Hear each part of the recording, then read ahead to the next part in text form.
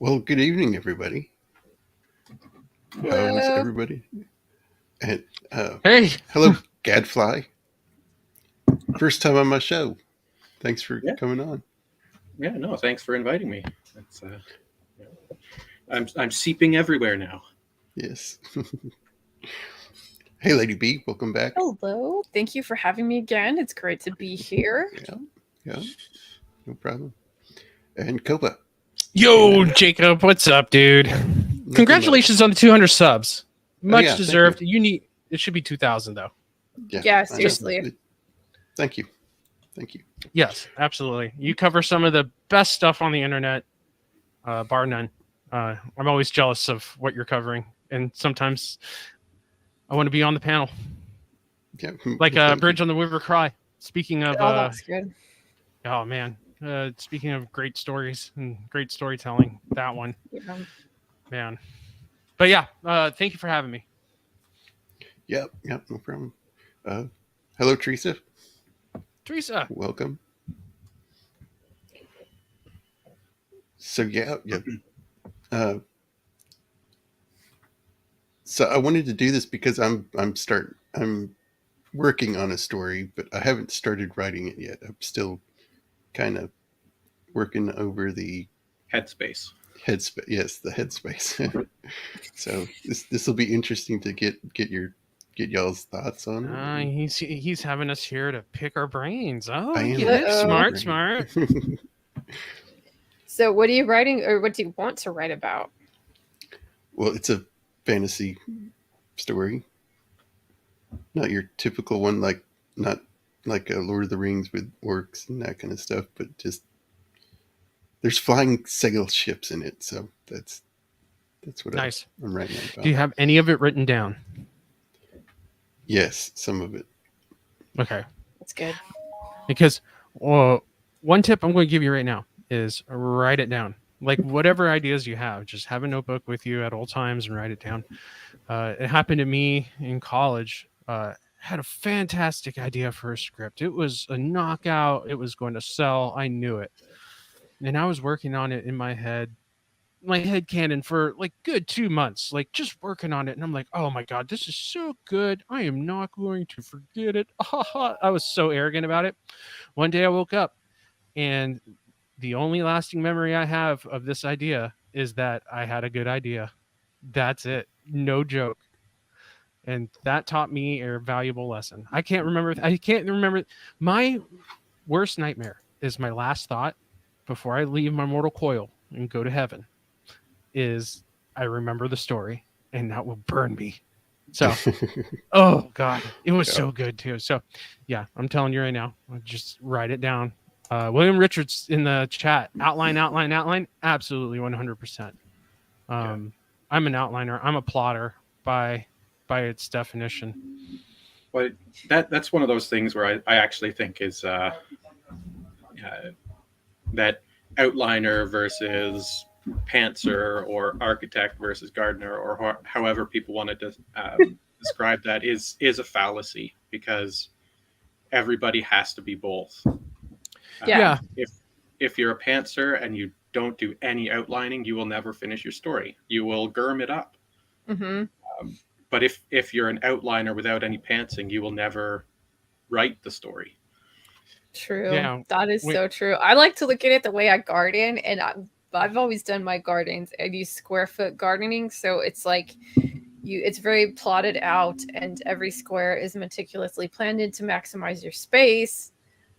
But as I've gone gardening, it's like I let things go to seed sometimes, and I end up with like grass carrots and grass sunflowers that are now like 8 feet tall. And I think it's a good metaphor because it's like you need the structure, but then some really awesome and amazing things can happen when you just let it go. Yeah, and when I write a screenplay or a book, now that I write books, ew. Ugh. Who writes books? He's such a dork. For nerds. Yeah, writing's for nerds. Gross.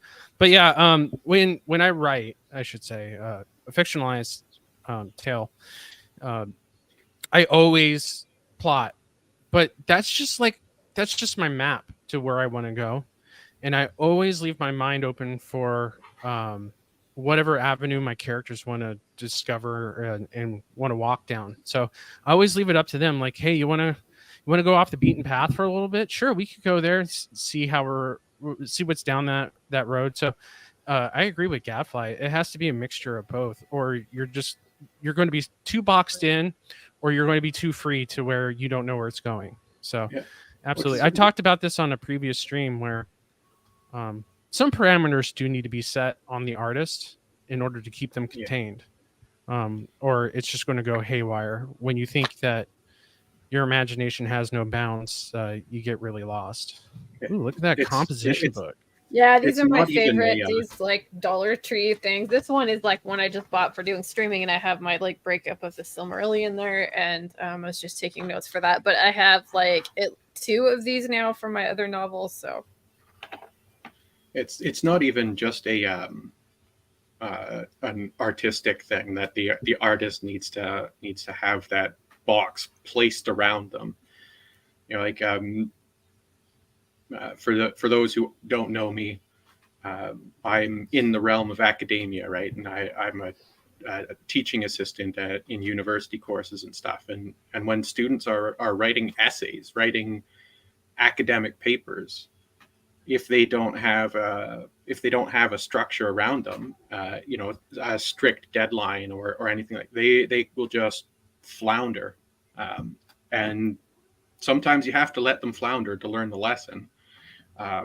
But it's just that having that regimented aspect to a person's life in pretty much anything, having a set of discipline boundaries around which you operate is fundamental for pretty much anything you want to pursue.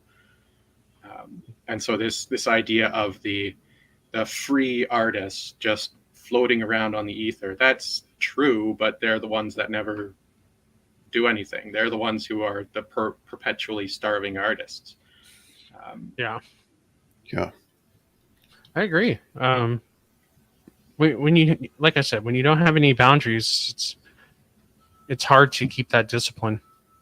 And like I said in a previously, me believing my own hubris that a story is so good that I'll always remember it. God taught me a valuable lesson weeks later, because in the back of my mind I kept telling myself, you got to write this down, and the other part of my mind was just sitting there saying like, nah, this is just too good, it's too good, I don't have to write it down. Yeah, I think that's a good point to point out, like the structure of it, because when you're doing certain genres, it makes a huge difference. Like Gadfly was saying, academic writing, like you get into an essay and it's like a 5-paragraph essay, or even if it's more, it's still the same thing where it's introduction, like argument, evidence, and that kind of a thing. That's really important. And then there's, I think, if you do like screenwriting, like I and Copa have done, that's really important because the structure is very specific, especially in script writing and screenwriting, because like there's time limits on how long a movie can be, and like you basically do like a page is about a minute, and then I think there's time limits on movies, but nowadays we're seeing that kind of structure. No, like 4 or 5 movies. Who cares? Like, crazy. Who don't care about they're writing like 240, 260, or 140, 160 pages for a script. Yeah. Like it should be like 120 to like 150 at most. Yeah. But that's pushing it too. Really but even in fiction, like there's some very like genres are important when you're looking at fiction, because like there are certain story points you need to hit in genres. Like a coming of age story should be very focused on the hero's journey and that kind of thing. So I think like I don't think people study genre enough to get that. Well, the other thing as well is you kind of have to have an idea of what your story is trying to say. You know, what your story is trying to explore in the human experience type of thing, to use floaty terminology. Oh, definitely.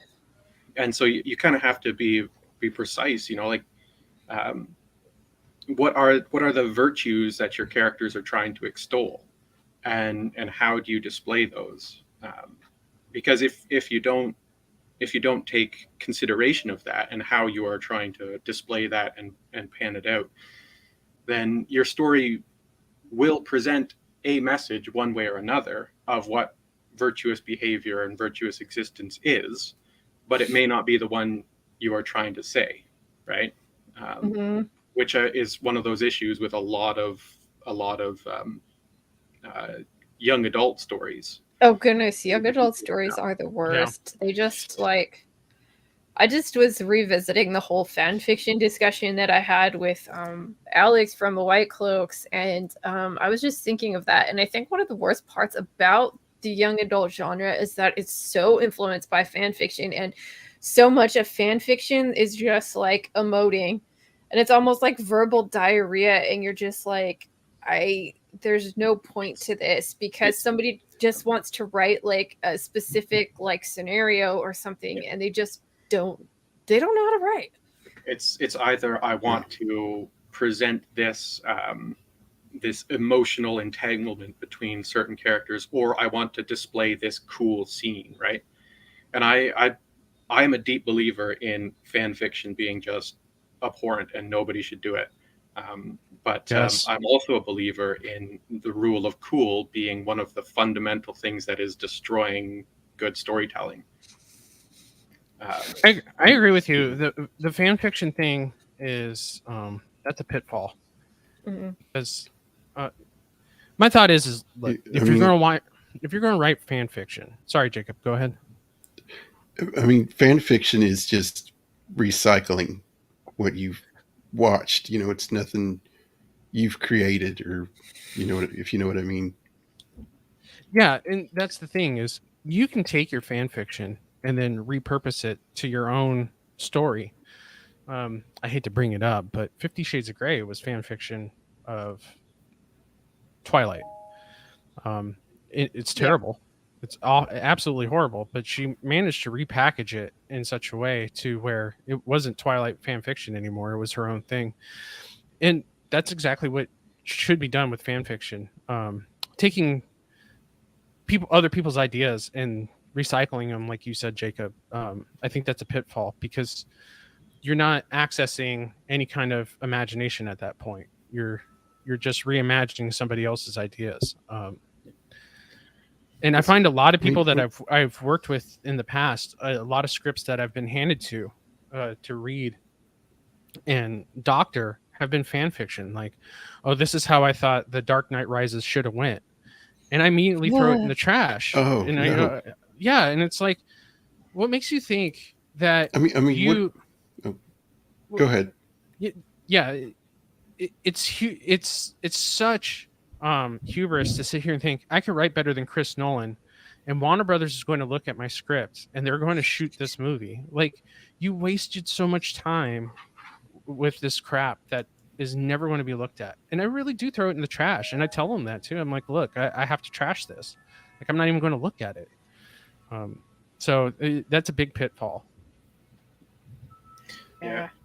Well, one of the aspects that I find really fascinating talking with people about a subject matter where they engage in fan fiction is they end up cementing characters in their mind in a particular way. And so now whenever they're reading that story, they no longer experience the character's growth and development.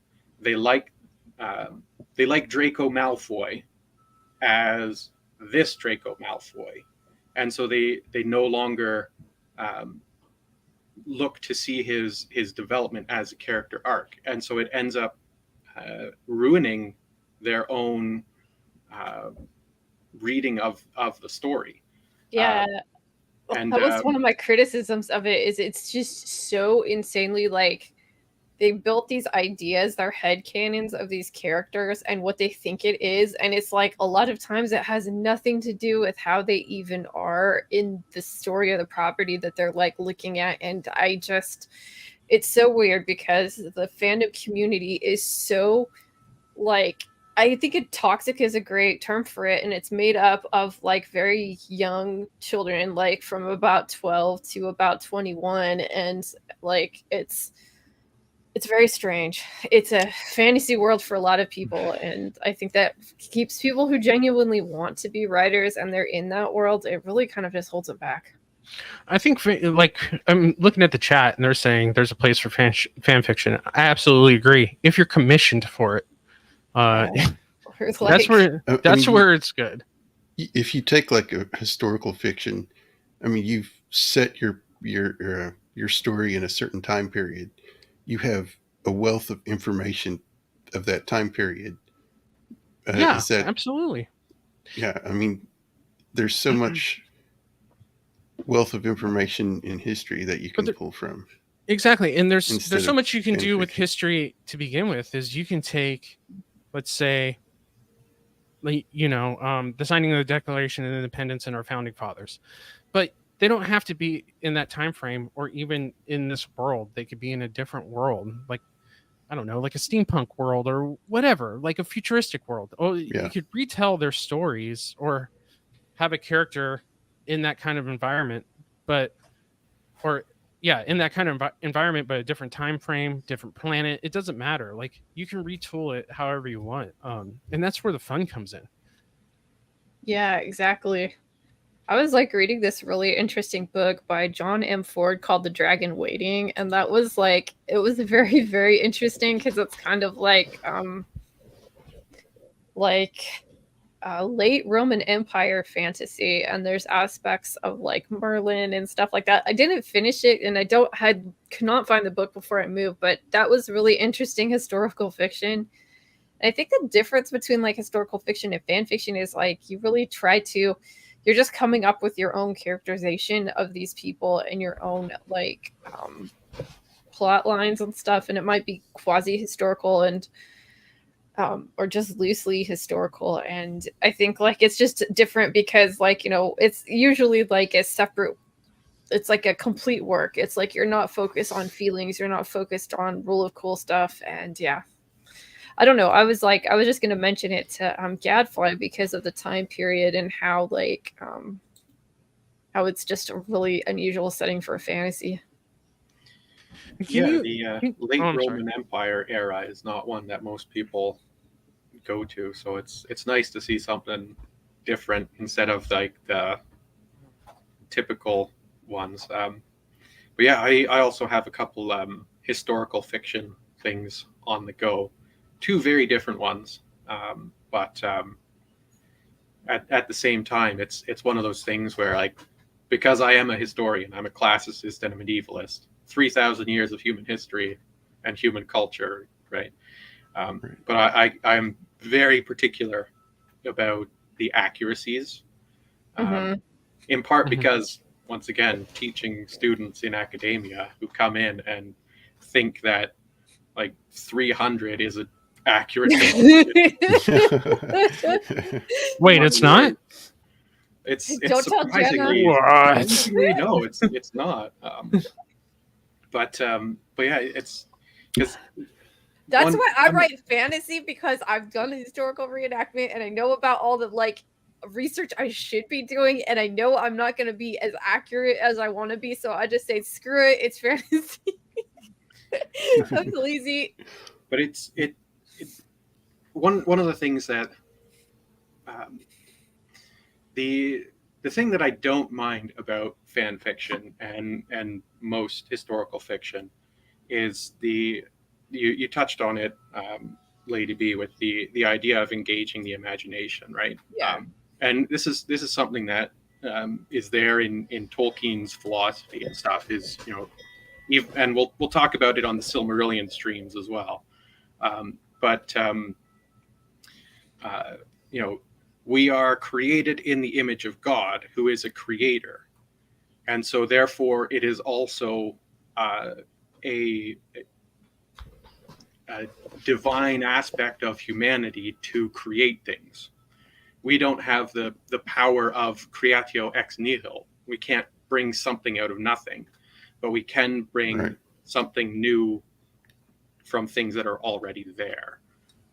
and engaging in creative pursuits is an aspect of humanity that is vital and integral to our being. Of course, if you don't have a theistic worldview, everything I said is unimportant. But I think if you have a logical view as well, Yeah. without without a belief system, you can still gather that, hey, you can't just pull something out of nothing, you know. Yeah, it's like humans are kind of cool because, like, really their imagination and their ability to think outside of themselves and to conceptualize things is like defining characteristic of being human. So I think, yeah, writing is a good thing. So no matter what you do, it's you're exercising that like divine spark of inspiration. And I feel like asking two questions. One of them here is like asking where everyone gets inspired from, but also asking Gadfly about things like poetics, because he was talking about that in Aristotle. He's like, I'm not talking about that, and you're like, talk about it. No, talk about it. I don't know. I'll let Jacob like handle the discussion. Yeah. First, what's y'all's favorite book or story of Gadfly? Well, I don't count The Lord of the Rings, The Hobbit, or The Silmarillion, or any of Tolkien's works as that, because it's obviously the correct answer, right? Right. So I won't count that. But I waffle between The Wheel of Time and the Discworld as to my favorite fantasy. And they're both very different, but they are both just excellent deep dives into human psychology, human purpose, human desire, all of those types of things. They're Pratchett in particular, even though Discworld is a comedy, he is able to really dig deep into the human psyche and deliver real characters in a bizarre fictional world, right? It's a world that's carried on the back of 4 elephants on the back of a giant turtle swimming through space, right? So it's a bizarre fictional world, but the humans are so real, the conflicts are so real, and how people engage with those conflicts is very real as well. So I would have to say those two. But then we have to get into the topic of what's my favorite non-fantasy stuff. But fantasy is probably a hot, like. What's your favorite non-fantasy? Now I'm curious. Like, well, the Ender's Game series, I think, is one of the best science fictions. Even the ones that people don't like, Speaker for the Dead, people don't tend to like that one. I love it. It's a very, once again, psychologically based story. And then I struggle with historical fiction.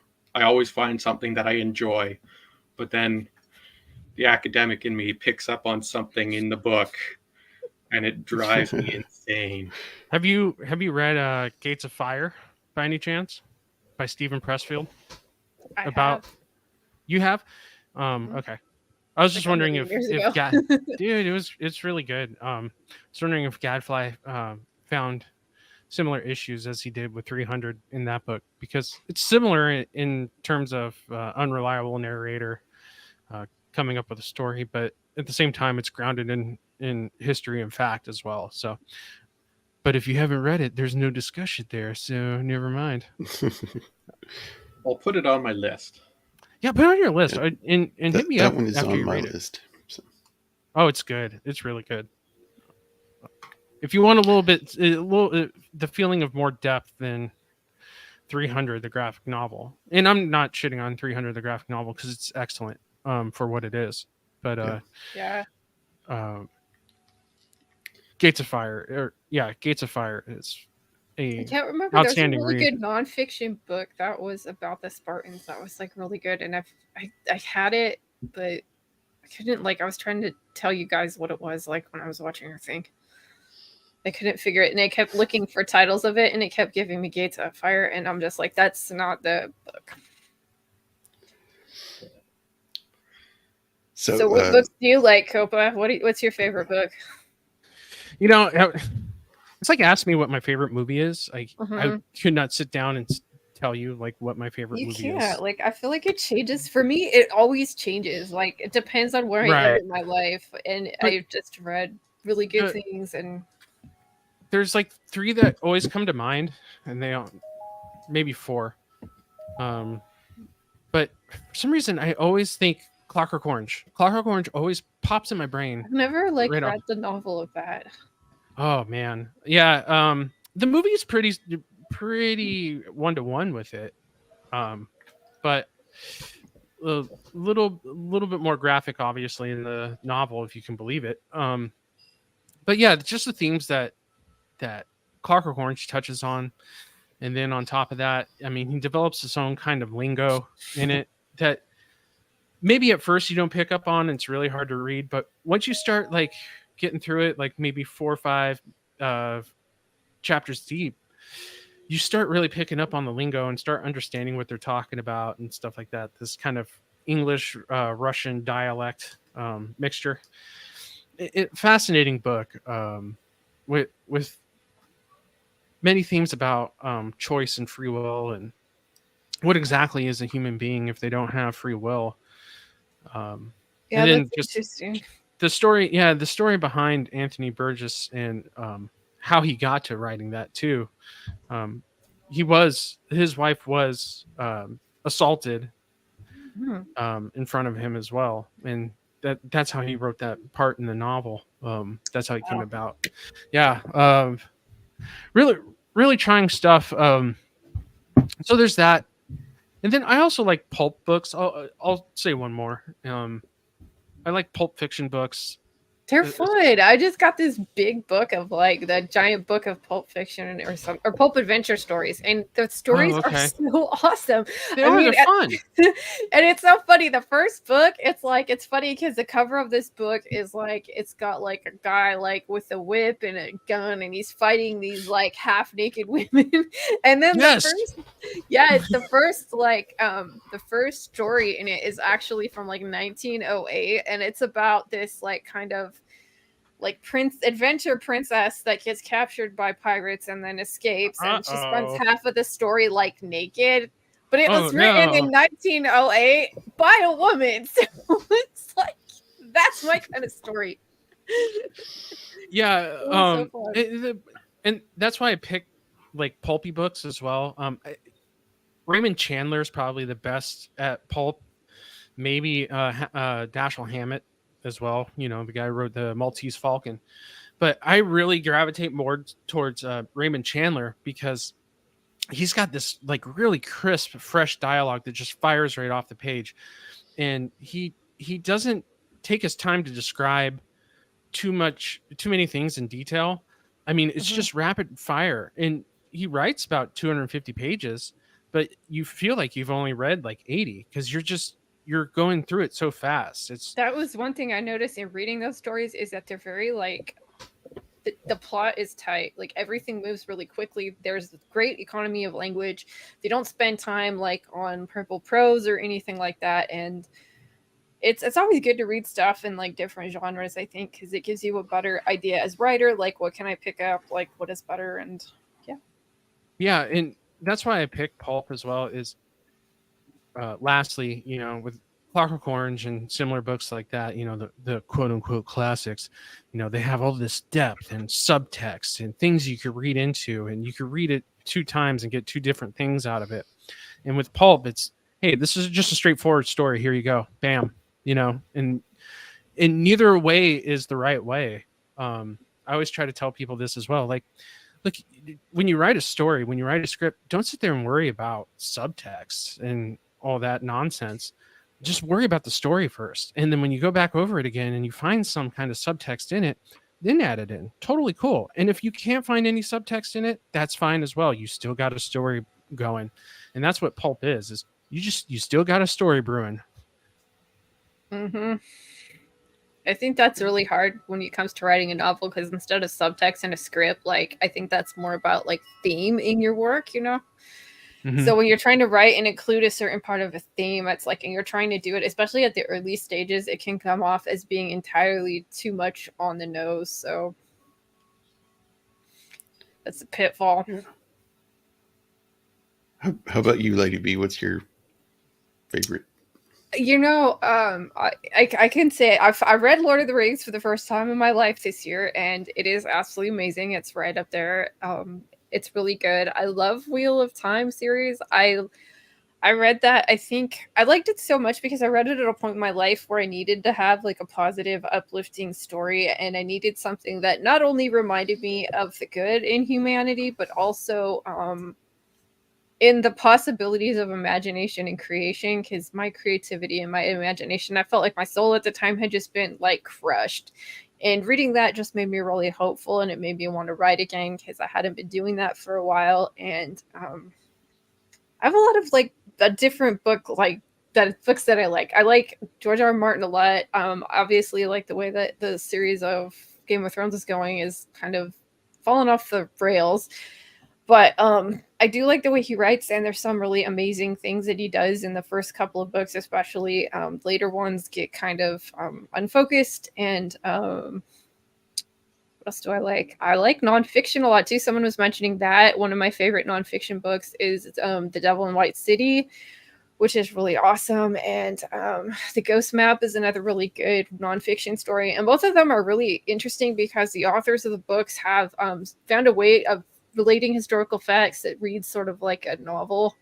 It's not fictionalized, but just the way that they present things makes it really interesting and exciting to read.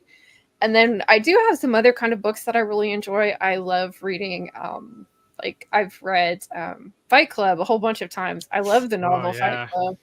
And it's like, it's so different from like classical literature and stuff like that, that it just like, it's interesting. It's very much of its time. It has some interesting themes in there. It's definitely. Do you find the movies better than the book? Because I find that the movie's actually better than the book, and the book is excellent. I know. I think it's like in some ways it's better. Like I wish that the movie would have ended the way the book did. I was very disappointed. Oh, you like the ending of the book? Yeah, because specifically because he's like, well, I knew what would happen. It wasn't going to be like some movie, and like. Yeah, but I don't want to spoil the ending. I don't want to spoil it either, but you should read the book. The ending is much different. Really, really good, and every so often I'll find a book like that where it's just something way out of left field I never would have read. I kept thinking back to like kids' books too, because I was thinking when I was driving out here, I came up with this idea of like I need to write a story about this because we're going through like. You know, we were driving by Wichita, Kansas, and we're out in the cornfields and everything. And I'm like, you know, there's these giant water towers. And I'm like, what if the water towers came to life one night, kind of like War of the Worlds kind of thing? And I'm like, I should write like a kid's story about that. And I was thinking about all the cool kids books that I liked when I was younger. And I was telling Alex about them. And one of the ones that I really, really love was this series called Cat Wings. And it was so cool because it was like a mama cat who was pregnant, living in the inner city, had a dream that she could fly away from this. And then she gave birth to a litter of kittens that all had wings. And it's just so fun. Like, I remember reading stuff like that as a kid. And I could go back and read it in like an hour or something. And like, I've just come back to it. And I'm like, this is so fun because it just sparked my imagination. And I still enjoy it now. Yeah, the Roald Dahl series is like that. Oh yeah, Roald Dahl too, that kind of stuff, like James and the Giant Peach. Yeah, the Twits. It kind of reminds me of the BFG too. Yeah. Mm-hmm. Yeah, that's fun. So, what do you like, Jacob? What's your favorite? You know, I really hadn't read a whole lot until the last 5 years or so, but yeah, I've read Magician's Apprentice and what is the other one? The Shannara series, and I'm on book 4 of Wheel of Time, and just started Tom Clancy series, so got a lot of reading to do. But yeah, I really enjoyed Game of Wheel of Time. Really enjoying So that. what are you on with Tom Clancy? Have you clearly did? Are you doing it from start to finish, like his first book to his last book? Okay, so you read mainly the what's his name? The main character in Hunt for Red October. What's his name? Jack Ryan? Yeah, just his. Oh, okay. You're not going to do storyline. all the other characters that he runs into. Because I believe the one, yeah, I believe the book after Red October is a prequel that is his buddy that he runs into later. Yeah, if I'm not mistaken. It's like the first in the chronological order. It's yeah, Without Remorse. That's what I'm it is. right now. That's what you're on right now. How'd you like Red October compared to the movie? I haven't read the book yet. I'm you're reading it chronologically. Yes. Oh, yes. Okay. Yeah. Let me know when you get to Red October. I read Red October. I think that's like one of 3 Clancy books I read, but he's so technical, which is incredible for who he was. Which was, I think he was an insurance salesman, and he just sat down with all the information he could gather because he was there in Baltimore in the Annapolis area. And he just gathered a bunch of information and made a story out of it. And then he got he got a knock by the FBI because he was damn close. And got, but he got it published by, I want to say by Annapolis itself. Yeah. I have one of the books from that. Oh, okay, cool. Yeah. That's wild. Like that's like genre. Like my mom likes reading those kind of books, and she reads like a lot of crime fiction and like detective books and like that kind of stuff. And I'm just like, that is not anything I'm vaguely interested in. Yeah. Well, that's one of the fascinating things about reading in books, right? Like I highly recommend everybody to read Tolkien's essay and his lecture on fairy stories, because he goes into the idea of what the purpose of a story is at one point, and he talks about the 4 things. He says fantasy, but that's like an essential thing for a fairy story. But then he talks about how it's necessary. Fiction and stories are necessary for recovery, escape, and consolation. And so it's reading and engaging with stories is mental health for everybody, right? Like it's you deal with issues you are dealing with in your life in the fiction. You work them out. You engage with them. You are able to put them aside. And as Lady B, you were saying, like you loved the Wheel of Time because it gave you a moment where you could. It reminded you of like the nobility in the world and stuff. And that's one of those massive important things of because people often mistake what Tolkien means by escape, and they present the idea of the escape of the prisoner. And that is what Tolkien's escape is. But he also says that there's a negative escape as well, which is the escape of the coward or the deserter. So the person who's just getting in their head to completely blank everything, right? And I think that's like that you bring that up. I keep nodding about this is because I think that's why fan fiction can get so problematic, is because it's the escape to the escape of avoidance, and then instead of doing the whole thing where you go through the whole pathos catharsis, and I'm gonna get this wrong, but you can correct me in a minute, but you're not going through the whole thing with the story. They just go and ruminate on certain really like unhealthy mental states and unhealthy relationships. Right? Yeah, fixation. Yeah, and consolation is the final bit of that, right?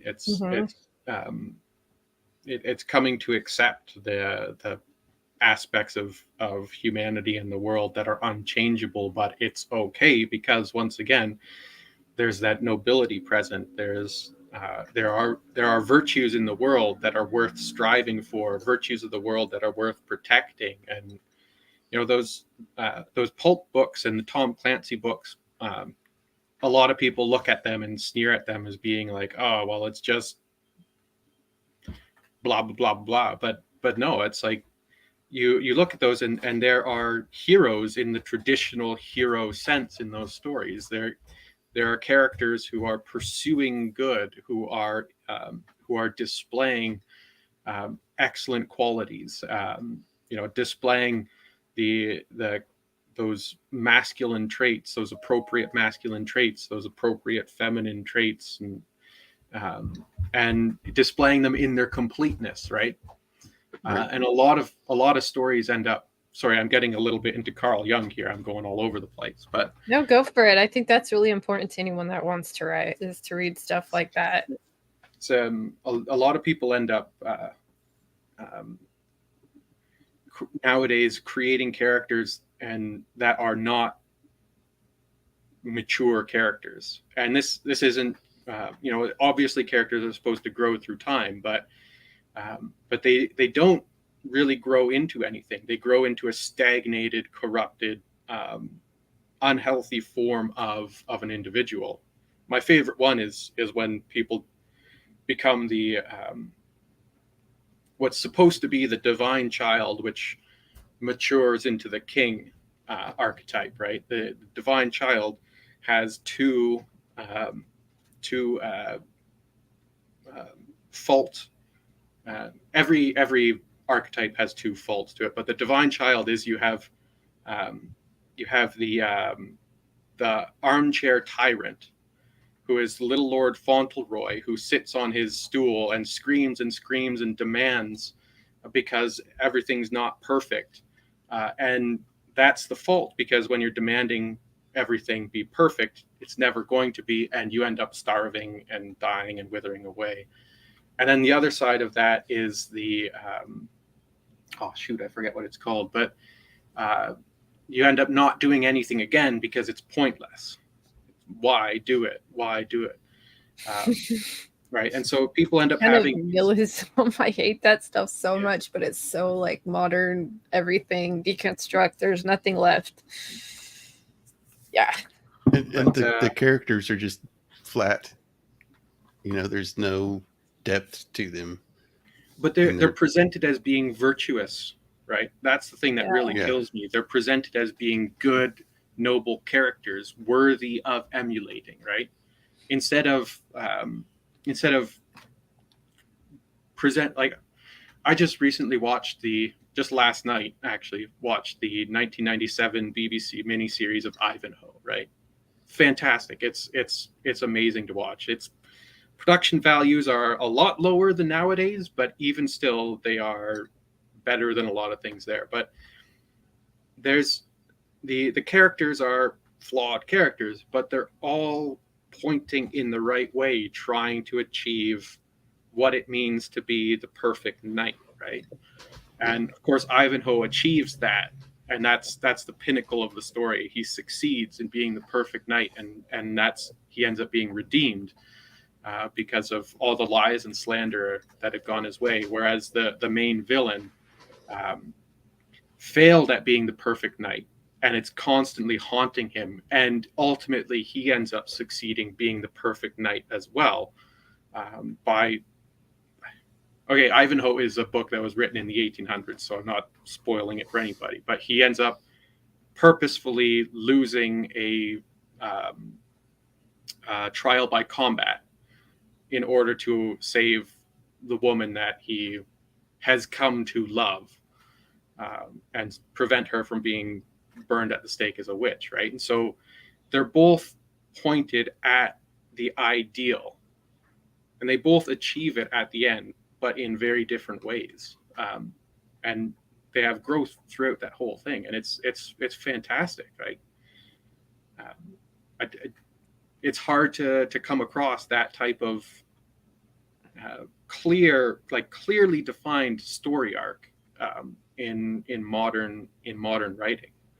Yeah, I think it's because we've been ever since the 90s. The cool thing was to deconstruct everything, to the point where I understand why.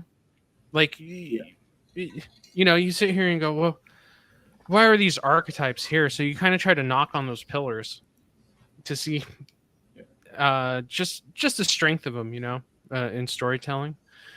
And I think we've reached the point now where we go, okay, you know what?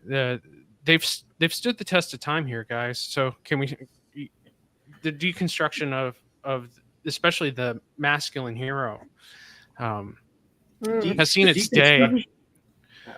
So the deconstruction is very interesting because I've made this comparison a number of times in the past couple of years, trying to knock it through some people's thick skulls. But deconstruction is taking apart a Swiss clock piece by piece by piece, so that you can then put it back together with one piece slightly different, so that you can show that it has a different outcome. But the deconstruction nowadays is taking a sledgehammer to that Swiss clock. It's like exactly what you're saying. And whining about it, and then wondering, like, why doesn't anyone like this? I mean, there's numbers. It's similar to when you're working out. When you're working out, you're tearing the muscle to scar it and make it stronger, which is what you were saying, Gadfly. But what they're doing is they're completely rupturing and tearing out the tendons in trying to reconstruct something that just doesn't even function. And that's where we're at these days, especially with the divine child stuff. And,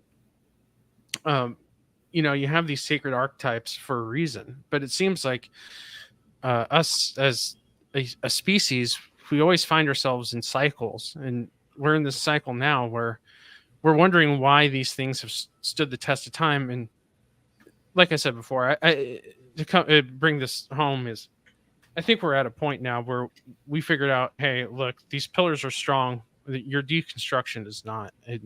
It's nonsense. Or if you want to do something that's a good deconstruction, if like the prerequisite for that is understanding why it works in the first place. Like a good example of that is like doing the Western genre and how like they with the spaghetti Westerns and stuff, like they started deconstructing the ideas of that, and they could still tell like coherent stories, because I think even in something as bleak as like Unforgiven, you can have like a really good story, and there's still some kind of like hope, redemption, and freedom like themes of the original Westerns there. So it's like they understood what made the original Westerns work, so they were able to kind of take apart like the kind of heroic masculine idea that had been like fostered in that genre for so long. Lady B, you bring up a perfect genre, spaghetti Western. There's a spaghetti Western called The Great Silence, and it stars the great Klaus Kinski. So Nas's ears just but great deconstruction film of the genre, because at the end, everybody who is good dies, and the villains win. Hate to spoil it for you, but it's still a fantastic movie to watch. Completely, perfectly good deconstruction film of the Western from top down, because they basically went and said, "Hey, why do the good guys always have to win?" Perfectly fine, perfectly normal. I get it, but if you start having a complete genre of that, people start seeing the bleak outlook of what is trending now, and it's like, okay, like we don't. Also tends to miss the point of the good guys fighting against the bad guys isn't actually about winning. It's about standing up, and you want to win, you want to beat them, but the act of standing up against them is far more important. Right. It's just continuing the fight. Yeah, and we're living in an age in filmmaking where everybody's going, I want dark realism in my movies, and I want a darker Batman, and I want a darker X-Men, and I want a darker Avenger. It's like, how much darker do we need to get? I enjoyed the look and feel of the Batman, and I do enjoy the bringing it back to its gothic roots, really. But a lot of these cries for dark realism, I just don't understand the trend of going that way.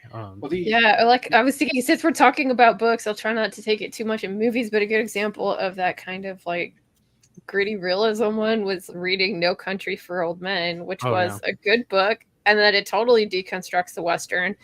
But like, I think the way that the book is written does a lot to keep it from becoming just absolutely like a burden to read, because it's short for a novel and it's written with 3 different POVs, and it just alternates between that and like the ones with the sheriff. Sheriff Bell's like POVs, they're more like he's just kind of philosophizing on like law bringing and how the world's changed, and then you have the story between the guy that took the drug runner's money and then like the antagonist. And I think the like structure of that novel lends a lot to it becoming like overly philosophically burdened with that kind of like thematic stuff. So yeah, and to call somebody like Cormac McCarthy a nihilist is, there might be a kernel of truth in that, but he always has these little kernels of hope in his books. Like, anybody who's read The Road, the book, not the movie, the book has like this little kernel of hope at the end, and it makes you feel just a little bit better that you went through that journey. Unlike the movie, which is a perfect example of deconstruction, where the movie's just completely, there's no I could not deal with that movie. It was so dark. But like, it's funny. I mean, movies is writing, and I think of, there's 2, what's it called? 3:10 to Yuma. Yes. If you've seen the old one. Yes. It has a hopeful ending. Yeah. And the new one, the hero dies in it and leaves his family without a father, and that's how it leaves. There's no hope or anything at the end of it. The hope comes through the villain, right? Yeah.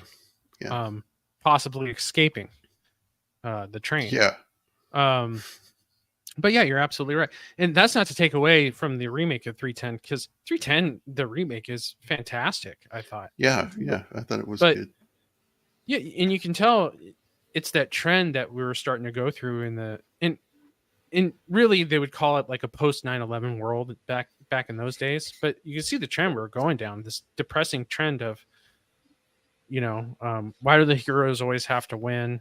Or why are the good guys so good?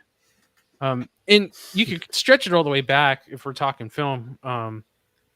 Once the Hays Code was wiped off the face of the motion picture industry, we really started to get anti-heroes like Bonnie and Clyde, and we romanticized Bonnie and Clyde because we could now, instead of going, why should we? But that was considered the counterculture. And then you had something like Easy Rider, where in real life, if you met those 2 guys, they're despicable characters. But yet in Easy Rider, they're glorified heroes. They're just 2 bros on the open road.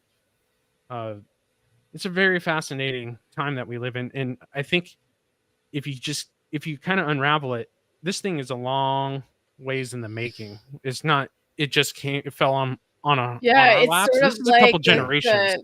It's actually kind of been around since, in the Greek world, they would have called it the tragedies, right? Yeah. And so I'm thinking of the Orestes, right? Where Orestes is the son of Agamemnon.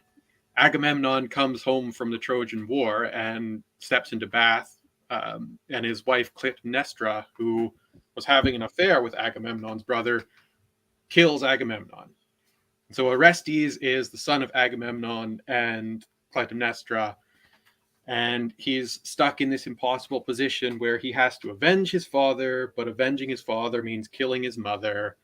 He kills his mother, but he dies, and boom, right? It's like the hero has not accomplished, or has accomplished the goal, but has overall failed in whatever, being the good guy, or Yeah, it's interesting. It almost seems like this downward slope from like the Enlightenment, like going down. It was like, woo, Renaissance, Enlightenment, and now we're just everything that was great about art and anything was like just we have to say no to it. Yeah. Well, history is one long defeat, right? Punctuated by moments of victory.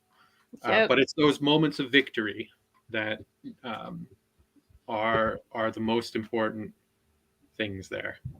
It's like the wheel of a time, ages come and pass. Like it is interesting though to think of it as kind of a cyclical thing, because I think there was a lot of like this kind of feeling like post World War I and stuff. Like you're looking at like Picasso and stuff like that, and some of the Hemingway things are like they get a little dark. And like if you've ever read, say, like later F. Scott Fitzgerald's like short stories and stuff, that's interesting, like an interesting cultural moment. I guess the difference is that this feels so much bigger, that there was never any kind of like there's nothing like we're not getting like a token that's writing like an amazing book to kind of help us get out of the place that we're in now. I think we have to hit rock bottom first. Yeah, I think we're pretty close, especially in the film industry. That's mainly the realm that's the pond I swim in for the most part. But it just I don't know. Like, I think we have to hit rock bottom first before you get a Tolkien. And there's someone out there. There really is. I truly believe it. There's someone out there writing the next great Lord of the Rings to pull us out. Fingers crossed it's me. Yeah. But it most likely is Mr. Poetics. I know. I'm waiting for Gadfly to tell us about Poetics. Lady B will pass out if you start talking about Poetics. I like oh my god, he's talking about Poetics.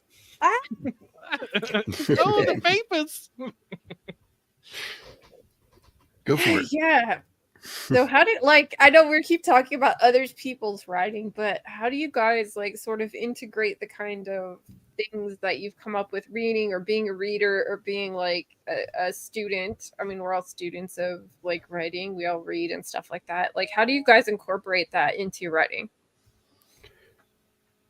Well, for me, I'm always keeping an open mind while I read or watch a film or whatever. I always keep an open mind of what I can use and what would service me and what would work out and what entertains me the most while I'm reading. So that's generally where I pick up my inspiration. I don't wait for inspiration to sit down and write. I just write. And if you're going to wait for it, you're never going to write. So you just have to pick out a time of day. I feel so called out right now. Wait, I guess. Are you still waiting for the inspiration to hit you? Well, it's never going to happen, Lady B. No, I wouldn't say it's inspiration. It's more like motivation. What are you waiting for? It's not motivation. It's more like because I have fibromyalgia, I get a lot of like, if I'm in pain, especially, I get a lot of brain fog, and I cannot like clearly think, which is why I've had to have notebooks so much more than I did before, and I write things down, and I keep kind of like wikis and things about my characters or try to make entries for important things in the world building that I do, because I just can't remember stuff. And then it's like it's more of a like health issue related thing for me, because once I get into the part where I'm okay and I feel like good enough to write, and like it's really weird to explain, but it's like imagine you're just brain fogging and you're like, I'll think of the word, I can see what the word looks like, but it's just here's the word and there's this fog around it and I can't remember it. And that happens a lot to me sometimes when I've been well, I feel like a heel getting on your back about that. No, it's fine. I mean, like my boyfriend gets me all the time. Like you know what he has done? This is what this man has done. Call him out. Call him out on. I'm calling him out. He's like, you know what? I want you to write your fantasy western. So I'm just going to start writing it for you. And mine is going to be so bad that you'll get angry and you'll have to fix it. Which is really the funny thing with that is he started doing it and he's like, okay, I'm going to start doing it while we're driving from California to Idaho. And I'm just like, how is that even fair? Because I can't type in the car. And most of the time I was driving when he was doing this. And I'm just like, this is silly, but I love it. And the cool thing that happened with that is he started having some different conceptualizations of some of my characters. So when he had certain things happening to them that I maybe not thought of before, or like maybe having their characters be a little bit different than I had originally thought, and it's giving me some better ideas. So I've kind of put some of those ideas in my notebooks, and I'll come back to it later. But I am getting to the point where I really want to write again. Like I wrote a script for a video like the other day, and that was really good. Cool. Good. Well, yeah, that's a good thing to talk about. What creating characters? What do you draw from when you create a character?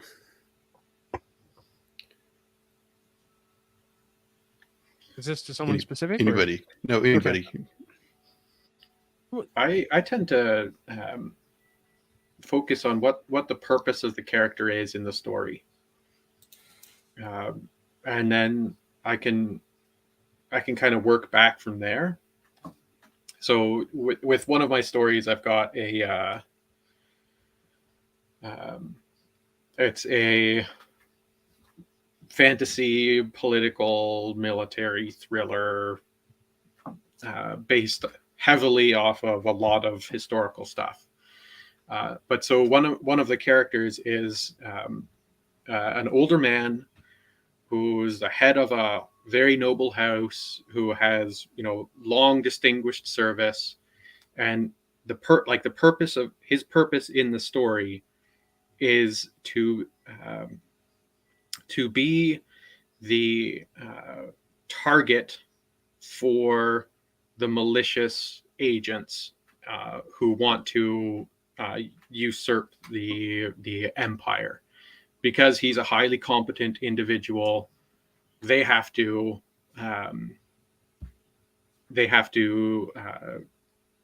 either eliminate him or lessen his influence. So then I have to think about, okay, well, that's his purpose in the story.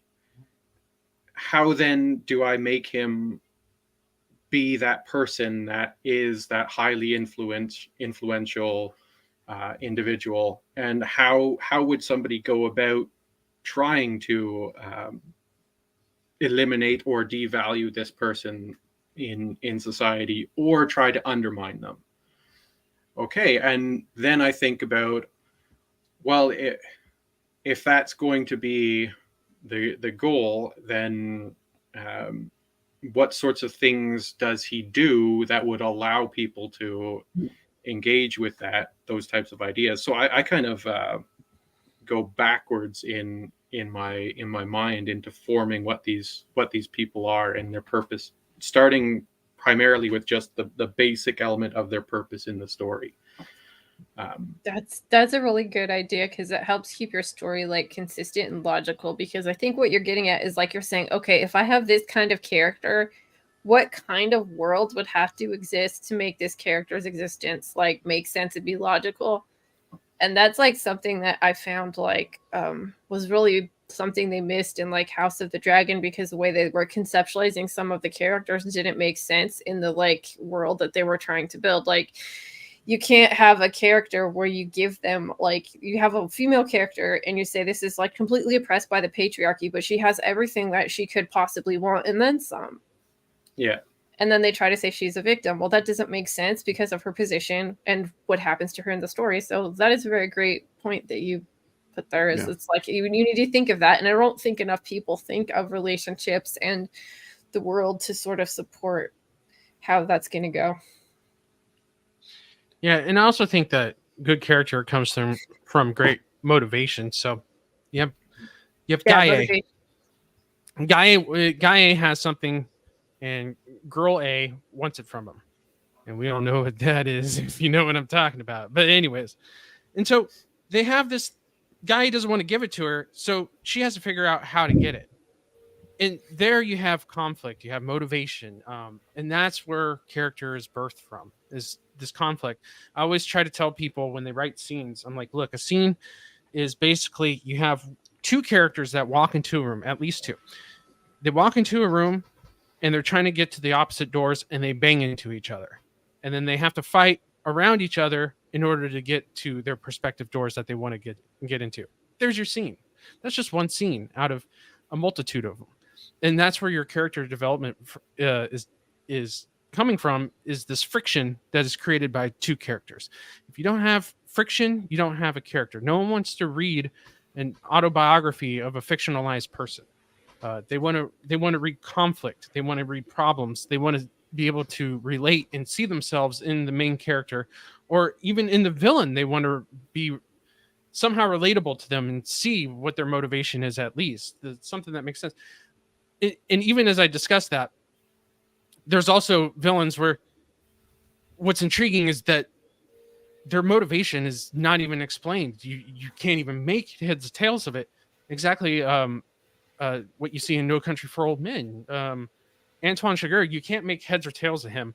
Literally, I kind of disagree. Is that he has a very like black and white morality, and the scary thing about him is that he just never deviates from it. It's like at the minute like he'll kill people, he's like, okay, your life is like a flip of the coin, literally. Exactly. He'll flip the coin, and there you go. And it's like, and then he just goes around telling everyone like, you decided your fate. But like, I get what you mean. Why there is no like, that's the explanation you get, and that's all right. there is. That's all there is that the black and white. And Cormac McCarthy makes sure that it's just a checkerboard for him, and you can't quite find the humanity in Antoine Chigurh. That's why everybody thinks he's the manifestation of death himself, or at least maybe even Satan.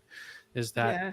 I mean, he goes into that gas station, flips a coin just because a guy notices his license plate. I forget what it exactly is that the gas station clerk notices. It's something minor, but over something minor, he's willing to kill this guy over with a flip of a coin. Mm-hmm. What's even better is that Cormac McCarthy never says he flips a coin to decide his fate. He uses his prose, and later on when we watch the movie, we gather. You don't even know what happens because you don't see it. Well, not even that. Like you're gathering that's exactly what this coin toss is, without it overtly being said. But to back everything up, yeah, you have to have conflict, struggle, in order to understand and relate to these characters, or you don't have a story at all. You don't have characters at all. Yeah, that's something that's missing a lot, especially when you're doing like you're writing for screenplays and stuff. And I think like the understanding of conflicts between two people, and the deal with like when you're writing a screenplay with conflict is like, you're not just going to come out and say, this is what I want. And then the other person's like, well, this is why you can't have it. It's like two people either. Sometimes they're even trying to get the same thing, but for different reasons. And it's sort of like the like stuff that you're not saying that builds up the like subtext of a scene in screenwriting. And that's not such a big deal like in like prose and stuff, but for that it is. Yeah. Yeah. Oh wait, I guess I haven't answered this question the way I did with characters. So what I was going for when I was doing like in my fantasy Western story is that I was looking at the similarities between like the fantasy genre and the Western genre, and I was looking at like the sort of hero's journey thing, and especially in earlier Westerns where they would have like sort of a kid and there would be a coming of age story. And in both of them have that travelogue kind of a thing too. So I kind of picked my characters that way, how they're sort of like a chosen one character that maybe is kind of a reluctant hero, and there's sort of like a mentor figure, and there's like and these kind of fit into the Western archetypes too, and where there's like the like lone cowboy, like the native person, the law and stuff like that. So I tried to take what was there and then try to create the characters from that, and then mix some ideas that I had about maybe like a kid who's very like unassuming and has, you know, he's a young guy and he just really has nothing much going for him. He's kind of a cowboy, and he was my main character. And then he's going to find out that he has magical powers through some misadventures, but it's not going to be super easy for him to like fit into society once he's done that. And then it's basically his story is sort of the thematic thing of like man versus the wilderness, where he's more of the wilderness character and he comes up against the like society and stuff like that. So I was looking more at thematic stuff and archetypes to kind of build my characters, and then I've kind of like went more specific for that. Cool. Yeah, so I've got like 3 characters I'm working on right now, but the main one is like was a royal guard, and the kingdom was attacked and the royal family killed, and he's like running from it. You know, feels like he's failed and stuff, but then he comes across an heir and he has a reason to protect him. So it's a redemption story. So yeah, I'm trying to keep mine simple and just go with the like heroic journey storyline and coming of age thing. And yeah, I didn't want to try to do too much. Yeah, this is a new territory for me. I've never written a story or anything, so it's good to get y'all's thoughts. It's always it's always a fun journey, especially your first go. Are you on your draft? Are you on your first draft? No. Okay, so you're plotting it out right now. Yeah. That's always fun. So it's going to be a graphic novel. So it's. Oh, that's cool. So I'm doing all the artwork and story writing. So I'm having fun with it so far. That's really cool. I like that. The graphic novels are really interesting because I've talked to several people that have done their own graphic novels, and the process of it is really interesting because it's kind of like a mix between like screenwriting and then art. Like I know people that do their own illustrations and they sort of like storyboard it out and kind of write a basic outline of the story and then draw it at the same time. And then I've met people that have like basically written a script, like they write in Excel, which I thought was really weird. And then they explain, okay, here's all the panels, here's the dialogue in the panel, and then here's what I want to happen in the art. And the way that they have to work with an artist is just really, really fascinating. And that is just something you'll have a lot of fun with. Yeah. Yeah. And it's more like writing a script because you're using your artwork to act out the play or whatever. So yeah. Definitely. Sometimes it seems daunting, but other times I'm enjoying it. So. Yeah. There's always those moments of self-doubt whenever you're working on any sort of project, right? And it's especially when you have other things going on as well. The self-doubt comes in and you're just like, why don't I just stop this? And because I got so many other things on the go, so many other important things that need my time and my resources, and your table is only so big, and once you put something else on the table, something has to come off. And but sticking through it and keeping it as a project is very rewarding once you see once you get to a point of completion. Once you hit a goal in the process, and you can look back and see what you've done, like that's a it's an accomplishment, and it's those accomplishments are once again the things that can propel you to go on to finish the next step, the next jump. Yeah, I know that. It's kind of where I'm at. It's like sometimes I don't even feel like like I don't have the energy to keep writing it, or I'm like, well, it's going to suck or whatever. So sometimes like I just have a hard time like doing that, and yeah, you just got to keep press on regardless. Yeah, keep going. There is no good place to start, so you just got to jump in and muck in like the rest of us and just keep going. I know, it's like I have 2 chapters of it already written. It's like I wrote a prologue and I wrote like what'll be like chapter 5 or something. It's so funny. Yeah, you know, with my life now the way it is, with my daughter, my newborn being here, the schedule gets all whacked out. Various other things have happened, and you know, it's hard for me to sit down and write these days, but I still try to make time, even 5 minutes, 10 minutes, you know, 50 words here, 100 words there. It all adds up still. So it just, you have to keep that muscle memory flowing, or, you know, it will get frozen on you. And it takes a long time for something like that to thaw out. So my suggestion is every day, just write something, whether it's 50 words or 5,000 words, you know? Yeah. When you have an sort of unpredictable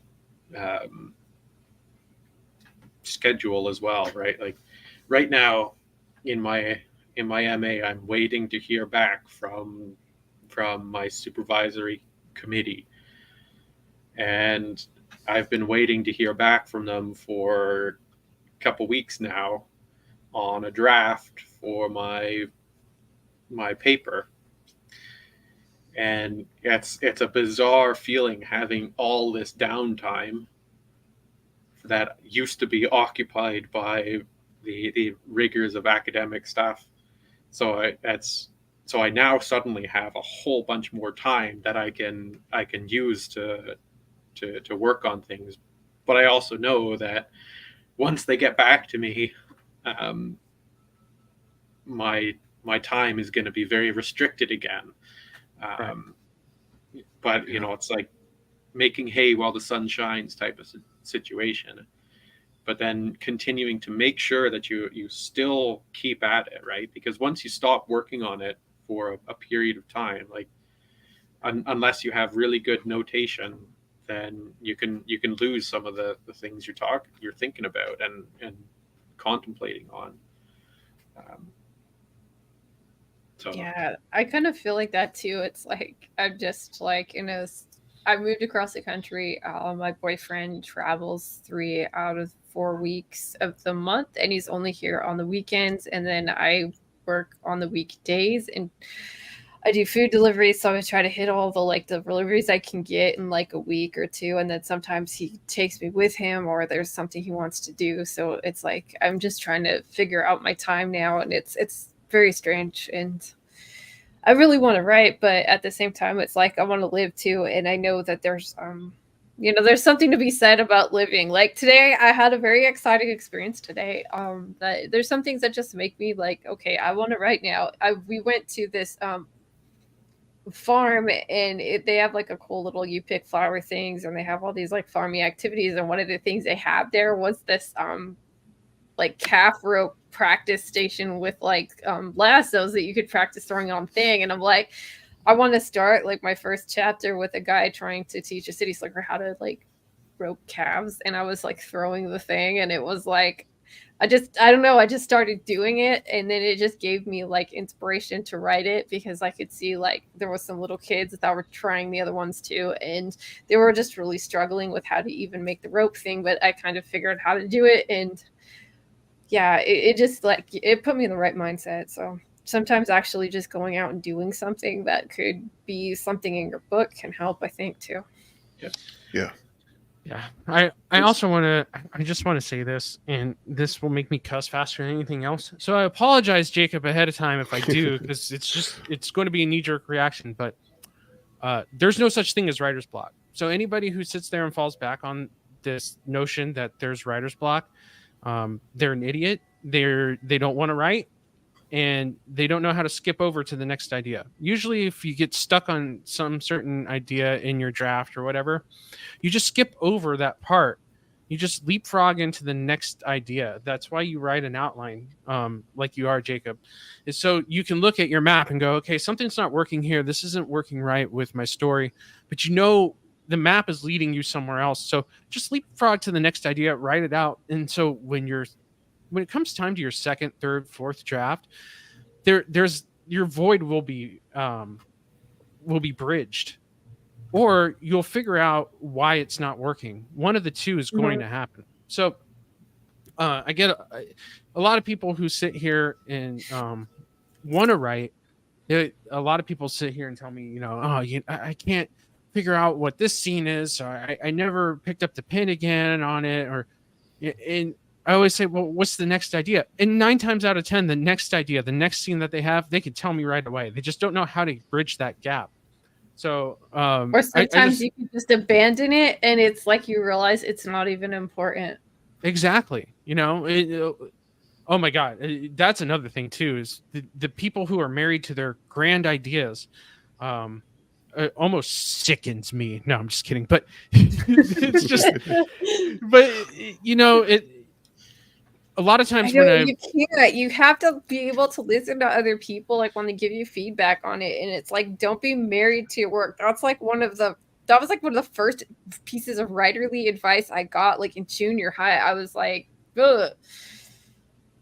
Yeah, I don't know how many times I've script doctored something where I said, okay, this entire scene can be deleted, and the person who I was working for, they go, well, that took me like 3-4 weeks to write it. And I go, well, who cares? It doesn't work. Not good. Like, just it's not good. Or like there's something you can do that improves it. Case in point. Oh, sorry. Go ahead. Well, just real quick, a real life example. There's a script I was reading, entire scene. First of all, it went 6 or 7 pages, which, Lady B, that's already way too long for a scene.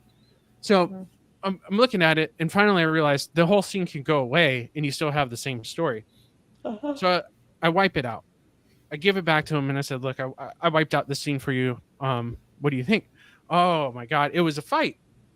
And it was because he worked on it for so long. And I said, but do you see how the story is tighter without this scene? The answer was unequivocally yes, but still kept the scene anyways because he worked on it so long. Well, he never got his script picked up, and I guarantee you it's because he's hard-headed and he just didn't want to hear the ideas from a third party perspective. You gotta be able to take some criticism, and and you can't, especially when you give your work to somebody to critique. Yeah, I mean it's like the discussion we're having here, Jacob. If I came in as a third party editor and I said, look, Jacob, you want me to edit this conversation that we're having right now, and I can cut all of Copa's dialogue out, and you'd still have a fantastic, even better discussion without him. And if you're married to the fact that I'm on the panel, you're not going to elevate your work at all, even though you see it, but you're just married to the idea that I'm here or Copa's here. So it's that kind of idea, that kind of mentality that a lot of writers fall into, which is they fall in love with their own work without being able to take a 30,000 foot view of it all as a reader. Or they take it personally if you say something bad. And that was one of my fan fiction critiques, is like this, like a lot of people, their writings become like some kind of extension of their self. So if you say anything negative about it, they get very upset. And exactly. That makes it very hard to improve. It's that idea of I'm writing for myself, right? Like if you are writing to be published, you are writing for an audience. Yeah. Yes. And you have to acknowledge that. You can write the story you want to write, but it also has to be a story that an audience wants to read if it's going to have any level of success on the market, right? And so some people just they're like, no, we have to. This is going to the end of the tracks. Like, it's like, I've got this cool scene in my mind, and I'm going to write it down, and it has to stay there. Right. But Yes. the scene is like it's stupid and pointless and ruins a character arc and blah blah blah. But it's so cool, right? Like Right. there's Yeah. so many flippy kicks, as the Prophet of the Dragon would say. It's amazing. I know. It's like it reminds me of my old editor. He wrote he's writing a novel. He hasn't finished it yet, but he is bound and determined to write this thing like Pulp Fiction. And the whole thing has like a 5-act structure, and every chapter is like a 5-act story. And not that that itself bad, but like what he's done is he's gone and been like super repetitive with the events that happen. And a lot of like that would be cool if every new chapter or new section of the book was revealing more about the story that we couldn't like already infer from the things that happened in the other chapters. But like it was very easy to figure out what was going to happen in the next section just because of the relationship between the characters. And I told the guy, because he's a really, really good writer, I was like, dude, it's like, this is a great story. Your prose is impeccable. Your skills as a writer, like, that's not a thing. But man, your structure is just, it's the worst part of your story. And if you really want to make it better, the best thing you could do is just like kind of abandon that. But he's like, nope, I'm writing it 5-act structure. That's the thing. Which is so funny too, because Pulp Fiction was an accidental film, because all they did was write 5 or 6 short stories, film 5 or 6 short stories that interconnected somehow.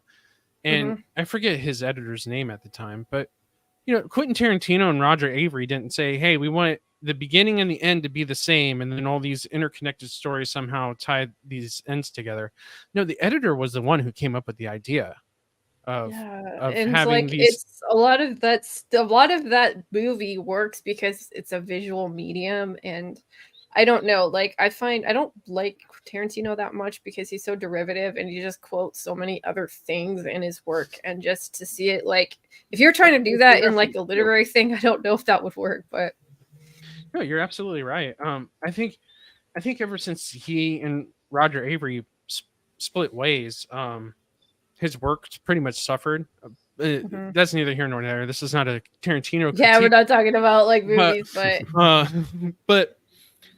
but yeah, you say what you want about Pulp Fiction, but the dialogue is crisp. It's there. The story structure is fantastic, but the story structure didn't come with the first draft or even the third draft. It came in what we in filmmaking know as the final draft, which is the final cut.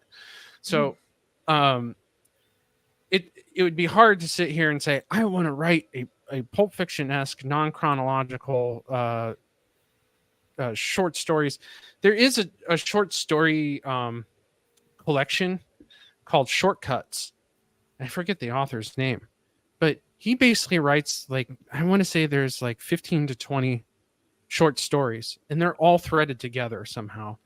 Later on, it would be like reading like World War Z or something. Like that's a bunch of short World War stories, Z is another. Yeah, that works in a more of a novelization, in a more literary narrative. I can't see how Pulp Fiction. You're absolutely right. It's more of a visual. Yeah, you can't like necessarily replicate that in a book. And I felt so bad because this guy has put so much time into this novel, and it could be a lot more successful if you just kind of rethink his structure. But I think that's wrong too, is to look at something like Pulp Fiction and you go, man, the non-chronological order is so cool, I want to do that, and then set out to do that, because I feel like you're setting yourself up for failure. You can't do that very easily. It's hard. I mean, the only story that's like a movie and a book that actually does that, where it makes sense by the end of the novel, is like Arrival. Yeah, but I didn't really like Arrival. We don't have to. Yeah, but it's so hard. It's such a hard thing to do. It's like it really is. Just do something you could actually finish and that's actually doable for your skill level. That's why I bring up That's why I bring up Shortcuts, because it's 15 to 20 stories that are threaded together somehow, some way. They're all threaded together. The movie's completely different than the book, but it's the same thematically. And you can, I don't know if Criterion still sells it, but they used to sell the book and the movie together. And you can see the difference in the literary form of non-chronological order versus the film the visual way of doing non-chronological order. So I agree, but then again, maybe he is onto something you don't know. It could be total crap to everybody, and then he puts it out there, and it's like the hottest thing ever. You never know. Yeah, who knows? I mean, that's the other thing too. Popular. That's the other thing too, is you can sit there and think your work's crap, and you get 3, 4, 5 drafts deep into it. You got to put it out there. Yeah, you just have to at some. You have to let it ride at some point. Yeah, well, that actually brings up another concept of making sure you have people working with you who, one, you can trust them, and two, that you can value their input, right?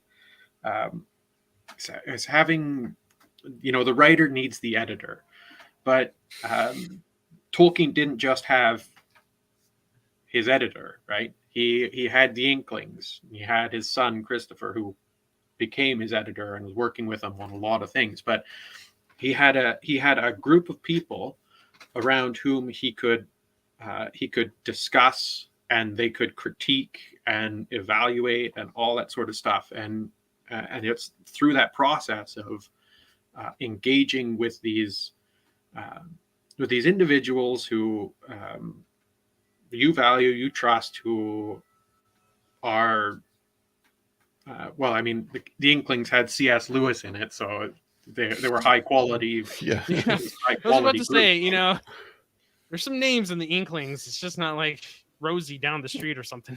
Yeah. But it's that idea of being able to discuss with people, and being able to take that criticism, but also having people who one, are good enough to provide that criticism, and two, whose criticism you value, right? Because there are some authors out there who are big name authors whose criticism I would not value at all. I would not value Stephen King's criticisms of my work. He's a very successful author, and there are reasons for that. And I'm not going to go into a lot of detail on why I wouldn't value his criticisms, but I'm just using that as a big example of a big name author who was very successful, who I would not value his input. But primarily it just comes down to his type of storytelling is not compatible with my type of storytelling, right? Right. So being able to work with people who you can bounce the ideas off of, and also recognizing that it's an industry where you will never make it until you make it, right? Like you cannot be a professional author until you are successful enough to be a professional author. You can't be right. Like you have to become, your book has to sell a whole lot before you can then make money off of selling your books. You have to make your name. You have to establish yourself in the industry. Most people are not going to do that, right? Like actually being a professional author is not a historical thing. Yeah, you're talking. It's like saying my kid's going to be an athlete. Yeah, you're saying your kid's going to be the top 1% of the 1%. I don't think so. But you're thinking of Tolkien as an example, the guy who has sold more books than anybody else aside from the Bible, right? Mm-hmm. Like he had a career outside of his writing. Yeah. Right. Yeah. It's just like Scorsese was teaching at NYC or NYU until the late 80s. We're talking about an Academy Award nominated director who's directed 3 or 4 classics before Goodfellas, and he was still teaching. Yeah. And that's also one of those things where it's quite bizarre in the realm of storytelling, where I think it's very difficult actually to determine if somebody is a highly successful author until after they've died, right? Like if their stories and their work outlives their life, then they've made it, right? Because I can the Iliad and the Odyssey, that has been around for close to 3,000 years. The Aeneid, close to 2000 years. Yeah. What am I thinking? I'm adding an extra century.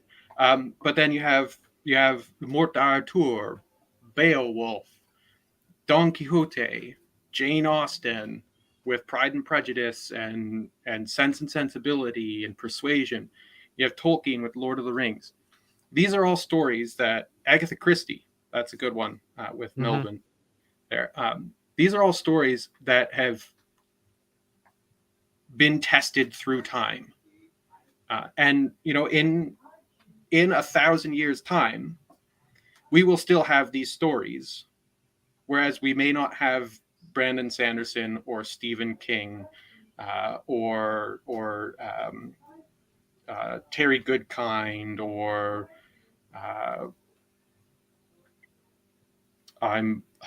I can't believe I'm blanking on the author's name, but the author of Ender's Game. Why am I blanking? Orson Scott Card. Thank you. In 1,000 years, we may not have them at all. No, you're right. Absolutely. Which, in a way, it kind of takes the pressure off, because it's like, you're writing and some people think, oh, I want to be famous or whatever.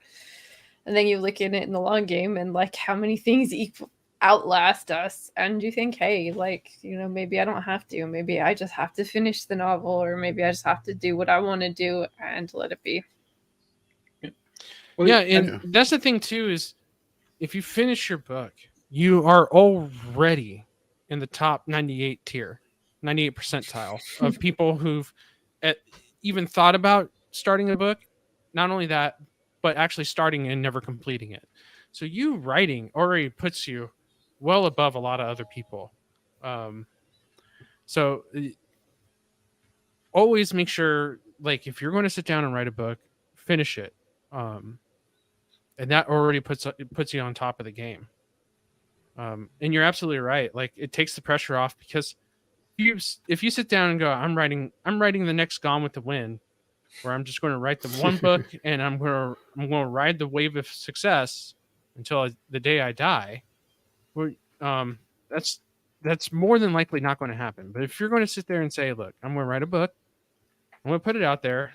If people read it, that's fantastic. In my opinion, if you put a book out there, let's say, like, if you self-publish on Amazon and you make back the money that you put into writing that book, to me, you're a professional author at that point. You've made back your profit, and you got a little bit. That's success in itself. Am I saying quit your job? No, absolutely not. That's ridiculous. But what I'm saying is that you're already doing something what 98% of people who say they're going to write a novel can't even do, which is to make even a little bit of coin back. So that's my 2 cents on that particular subject. I think, like, just acting like you're a professional too, it helps you get to the mindset of being a professional, because, like, that's what I did when I was racing, is that I just went with the goal. It's like, I suck now, but I'm completely going to comport myself as if I were a professional. And that would be like, like, I'd practice a lot. Like, I would watch a lot of races and study a lot, and I would basically do everything I could to get myself better. And I think it's true in writing. I mean, I've done that too in writing, though I need to practice a lot more, and I don't think I'm where I'm at where I want to be, but I'm definitely going to get there in the near future, hopefully soon. Yeah, but the only way sometimes to like fake it till you make it, right? Yeah, and the only way to fake it in writing is to actually write. Yeah, you can't really. I mean, yeah, That's the only way you can actually really do fake it. The old adage of hard work beats talent when talent doesn't work hard, right? Yeah. You could, because authors who tend to be really good tend to be the ones who have a lot of life experience. They have experienced some stuff, and they're able to incorporate that and delve it into their work, right? And that's what ends up making their stories feel a lot more real. Yeah, it's like the difference between like reading Robert Jordan and then reading Brandon Sanderson. There's just like this depth of experience that isn't the same for them. Yeah, and to add on to what you're saying, Gadfly, would you say like Tolkien had a lot of life experience of understanding what maybe addiction to power would be, and that's what Lord of the Rings is in part about? Like, I wouldn't sit here and say, you know what, Tolkien was an expert on wizardry and hobbits. I would say Tolkien understood what human beings with unfettered power, how they usually will act. Yeah, he also like his life story is something worth checking out, right? Like his mom converted to Catholicism and her family completely disowned her. She was a single mom. That crazy story of, like the woman raising the kid in the most impoverished circumstances and him rising up. But yeah, so like his early childhood was one of experiencing the harshness of society right from the get-go. Mm-hmm. And then he went through World War I, right? And the craziness of that. But then like the religion and the belief that he had was something that really helped him get through all of these things. And so like that really can really come through in the stories when you actually understand that type of stuff about him. And you read some of his personal letters to his wife and his kids, and he's an absolutely darling man. Oh my gosh, do you know what I found? And it is the sweetest thing. And if the man are still like listening, I wonder if you bring it to me. But I found this collection of Christmas letters that Tolkien wrote to his kids over the years, and he would straight up write them missives from like Santa Claus and stuff like that, and they were all illustrated. There were stories that he continued like over years, and it was one of the coolest things that I ever found. And he bought the book for me, and I was just, oh, here we go. Thank you. Here we go. It's like Letters to Father Christmas by J.R.R. Tolkien, but it's just really interesting because cool. It's like he's writing. I want to see if he has these stories that he would write his kids out, and he kept doing it over the years, which is really kind of an interesting way to think about writing. Is that it's ultimately we're entertaining each other, and even something as simple as doing something for your kids like that, or for somebody else's kids, or for your friends or your family or something like that, could be like a way of like practicing, or like just a way to get your creative juices flowing. And yeah, I'm really looking forward to reading this, but it's just like, wow, that is really cool. Yeah. Well, the other thing that's particularly bizarre, and this is something that I always tried to get my writing circles when they came up to do. They always ended up dissolving because not everybody was as serious about writing as myself. But writing by hand, oh yeah, is and this is one of the reasons why I think we look back on the prose of people from even several decades ago and think, wow, this is amazing. Like, and it's because the physical act of using your hand to write engages your brain completely differently. Yeah, I write all my first drafts in cursive by hand. Oh my god! I'll show everybody in the I'll show everybody in the backstage. Well, I'll try and bring it up right now. Let me go get it. But yeah, I have like notebooks too. Like my notebooks, I think are back there. But yeah, I really like writing by hand and kind of drawing things out too, like making maps. Like I think that's really fun. Oh yeah, I love making maps. Yeah, my problem is that it's physically difficult sometimes for me to write, and I can do maybe like, oh my gosh, that is beautiful. Oh my goodness, Gadfly, that cool. Is just like, that's writer's porn there.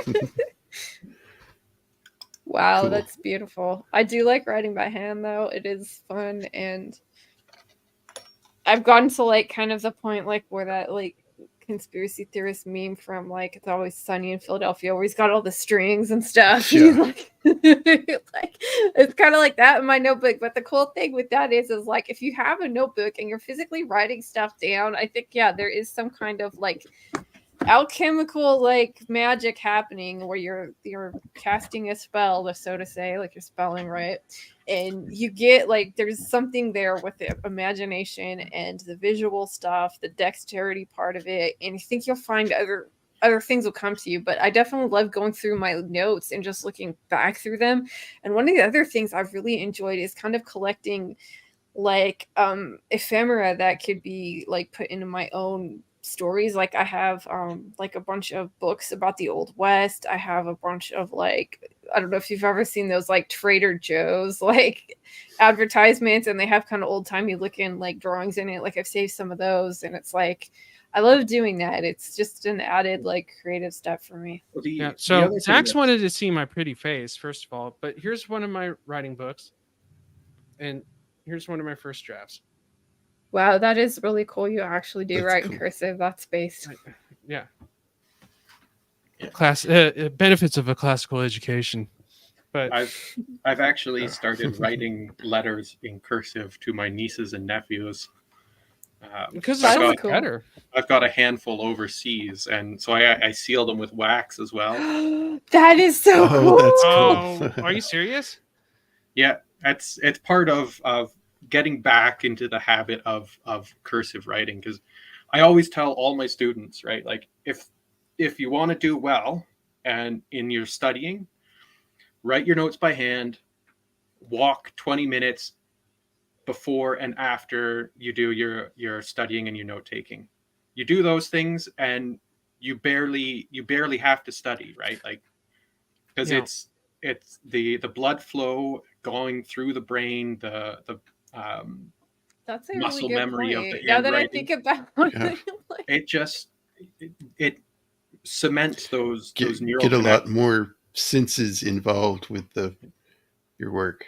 And it's funny too, because all the students who take my advice, or at least all the ones who took my advice when I started being a TA, have gone on to do MAs themselves. So, and that's the thing too, and I think you brought it up when I walked away, Gadfly, but it's the physical act of from brain to hand to paper that makes the ideas flow out a lot better. And stick.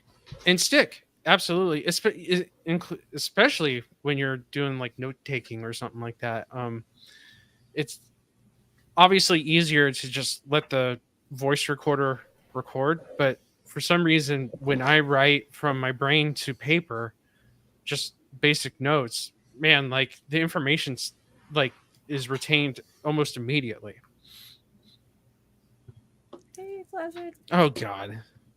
Not the Flazzards. Oh my God. Want to be Italian is in here. Ugh, gross. Oh God. He's gonna start hitting on me here soon. Watch. I'm gonna have to hide my pretty little face here. Well, the question is, what Italian is he trying to be, right? Well, he's trying to be Sicilian. I mean, he keeps talking about, he keeps saying like, let's get matching tracksuits, let's have a spaghetti day. It's getting weird, but I'm going to take him out for a spaghetti day one of these days. I'm going to take him out, and he doesn't like Ghostbusters for some reason. So I'm going to take him out to see Ghostbusters, and we're going to get some spaghetti. Well, did he see what was it, 2017 or whatever? Oh, 2016. 2016 all-female Ghostbusters. If that's the Ghostbusters he saw, I understand, right? I think he likes that one. That's the one he likes. To be honest with you. Oh. That's awesome. So yeah, do you guys do anything else that's not necessarily like writing that's related to like developing a story or something, like drawing or like collaging or something like that? Does running tabletop RPG games count as writing or not writing? I don't know. I've always thought that's kind of interesting, like to way that you could work that into storytelling or something. There's a lot of storytelling in that. My group calls me DM Devious. Because I'm always like 5 sessions ahead in my planning, and I'm capable of perfectly anticipating their every move and coming up with all sorts of stuff. But I used to do blacksmithing. Oh, that's cool. But cool. You kind of have to have the proper permits to be forging in the middle of a residential area, and even if you do have the permits, you're getting a lot of complaints. And so, you know what your permit is? The sword that you make. Here's my permit. He lives in Canada. It's probably illegal. Oh hell yeah, dude! I know he has some really cool weapons. Like, that is awesome. That is. How long did it take you to forge that? I did not forge this one. No, you should have just lied to me. See, storytelling, dude. It took me 14 winters. I used the blood of 10,000 of my enemies to get the iron. Yes, there you go. That's Oh, more like nice. it. The only weapon I have is a tomahawk. That's cool. Are you going to give me crap for not knowing what a tomahawk is compared to a hatchet, Jacob? What? How do you know what it's? You don't remember that? You don't know what a tomahawk? Have you ever seen The Patriot? Yes, I know. I know the difference from a tomahawk, but so obviously Jacob doesn't remember this, but I think it was my John Wick 4 review. He's killing people with hatchets, and I think I said tomahawks or the opposite, and he's like, "It's funny how people don't know the difference between tomahawk and hatchet." You give me crap. Yeah. Yeah, mine's got like a smoking pipe on it, you know? What? Yeah, it's like a ceremonial tomahawk. And it's like the back side of it has a what do you call it? A pipe bowl or whatever. I kind of want to see this. Like, you gotta show me backstage. Oh yeah, I've never even heard of something like this. I'll see if I can find some pictures of them. The handle's not. It's just a raw handle. It's Okay, DM nowadays actually for reproduction tomahawks to have the bowl pipe at the end. Yeah, that's interesting. Yeah, just doing bong loads before you hatchet someone to death. Sweet. Yeah, I haven't blooded the tomahawk yet. Well, the Norse had their mushrooms. I know. Oh, yeah, that's funny. Yeah.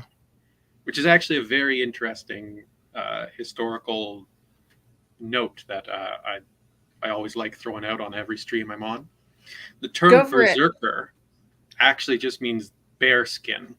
So berserker is somebody who wore a bear skin, and only in one instance in all the sagas does the term berserker come up with somebody who's frothing and going crazy and, gnawing on the shield and stuff. Only once. So the idea of the berserker being, this guy who goes into a battle frenzy there's not a lot of precedent for that. In fact, it's more likely, based off of the sagas, that berserker was just a title for a champion of a tribe. Is Gadfly here to ruin all my myths and legends for me right now? Because I am crying. Yeah, but the truth is like kind of cooler than that. He's Like, giving me a sad. Oh, that's funny. I mean, you see the Northman, the way they go into that village, and they're like very, they're a trained soldier. I mean, they're basically They still had the crazy guys who would chew on the mushrooms and go into a frenzied rage, but the connection of the term berserker with those guys is one that is based off of a very, very, very slim amount of evidence.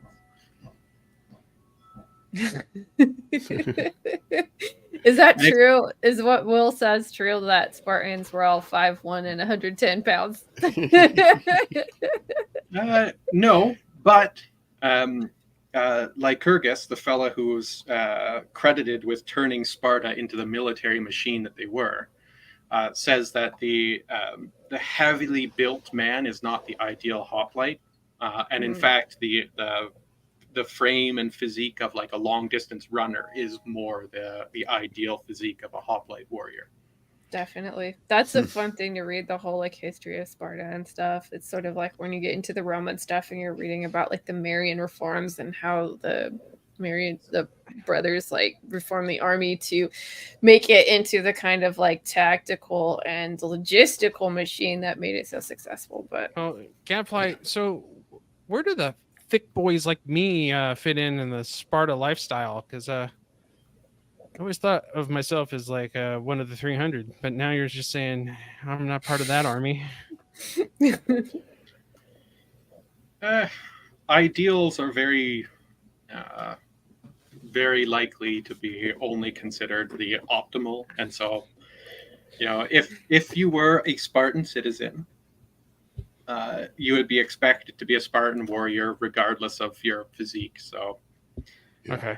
Because I was about to say, me and Jacob will just go start our own army then. Yeah, right. Yeah. And the Spartans actually trained with a serrated knife. So the weaker people didn't last very long, probably. Their whole shtick is pretty crazy, right? Like Lycurgus is crazy. Like just reading him is fantastic. Some of the stuff he says, right? Like, he instituted the policy of Spartan women being athletically trained as well, because to have strong children, you had to have a strong female and a strong male together, right? Mm-hmm. And so Spartan women ended up marrying later in life than the rest of the Greek world. So in a lot of the Greek world, they ended up marrying their daughters off around 16, although you do hear some situations of them being younger than that. But that's like a actually fairly rare situation where it's younger than 16. But so the Spartan women is generally around 18 when they were married. So yeah, there's that. And that thing where they say only a Spartan woman can birth a Spartan male. It's not just insulting the other cities near you. It's actual fact. What's a good book to read about Lycurgus? Where's a good place to start on him? Well, you could, if you want to read the histories, I would recommend reading the Greek writers who wrote about him. Okay. So you have some who like the life of Lycurgus. Who is it? Plutarch? Was it Plutarch? Yeah, Plutarch was was the one that had all the famous sayings of people, right? Like, and that's where they got all the stuff of Gorgo and stuff, saying stuff. Plutarch is also very interesting as a writer because he always wrote two books together. One was of a Greek and one was of a Roman, and the two lives mirrored each other. So he wrote the life of Alexander with the life of Julius Caesar. But yeah, so reading Plutarch's life of Lycurgus would be a good one to start. Okay. But what would be the purpose of writing the two books that mirror each other? Just because it's easier? It's like, I don't have to do too much research here. They're pretty much the same guy. It's a political situation, right? Because he came about after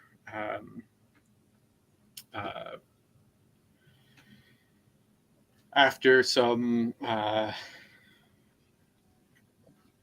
civil strife and difficulties, and so what he wanted to do was he wanted to really cement and marry the Greek culture with the Roman culture and kind of create a more unified culture across the Roman Empire. And so by doing this situation where he wrote the life of a Greek character and a life of a Roman character, historical individuals, right?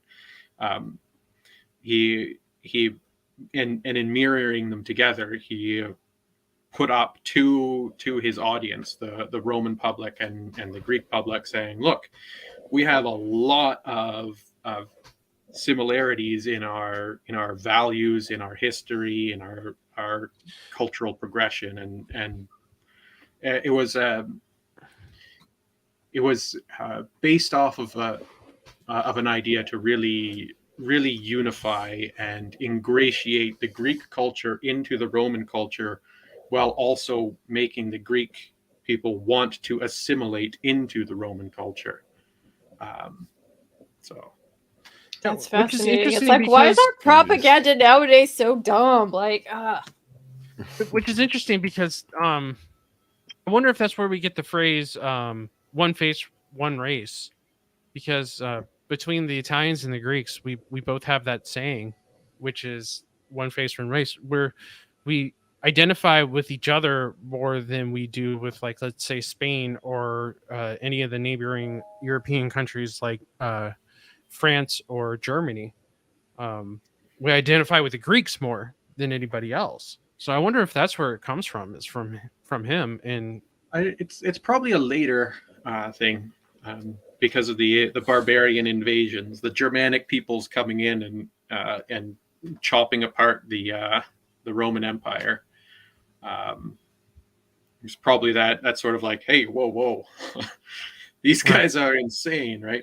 Especially because at that time, when you consider the diet difference between the Germanic barbarians and the Roman people meant that the average height difference between the Germans and the Romans was about a foot of average height difference. So you literally have these giant Germans coming out of the woods. Yeah, but our meatballs were spicier. So in your face, Switzerland. So I guess the great thing you could take from these kinds of conversations is just realizing that, like, you know, if you need to do some kind of world building or something, it's like there's a lot of things that you could take inspiration from. Yeah. There's a lot of, like, as much as we say some of the writing in the modern stuff is ridiculous and people are crazy, there are crazier examples in history, like Olga the Beautiful, who her husband was killed by the neighboring tribes, and they decided they wanted to have peace, and so they're like, hey, why don't you marry one of our people? And so they sent a bunch of suitors over, and so she sealed them in the building and burned them all alive, and then went and massacred the other tribes. Like she was just bloodthirsty to the next level. Like just crazy stuff, and you see that sort of stuff happening on the page in the history textbook, and you're like, this is totally unbelievable. I know, like, you think the Red Wedding is crazy, and then I'm like, really late. I read this book called The Game of Queens, which is about the very influential women in like the 13 and 1400s in Europe, and they're like the religious like the different factions of Protestants and Catholics were so insane that there really was like at least 2 different like scenarios like that, and one of them was so bad where it was like an entire town like got red wedding to each other, and then this lasted for like an entire year. So I was really surprised to think that like the Game of Thrones versions was even tamer than what actually happened. And yeah, there's so many interesting little like historical periods that people forget about that I think are ripe for like some inspiration for writers. Yeah, definitely. Well, this has been a great discussion, and I thank y'all for coming on and doing this. Yeah, well, thanks for. Well, thank you for having us on. Yeah, It's like yeah. we're all. I hope we can But- give you some good advice and hopefully like get you inspired to keep going. I hope I scared you out of writing. So put the pen I down. hope I scared you into writing. Yeah, frightened you into writing. I hope you don't stop writing. Scared straight. Yeah, y'all gave me some good ideas. Well, yeah, and anytime you need help, just hit me up, and I will definitely be there for you, dude. Cool. Thank you. We're all here for you. Alrighty. Well, anybody have anything they want to shout out or? I'm looking to start my book club reading of the Silmarillion. I have my copy on my desk right here, actually.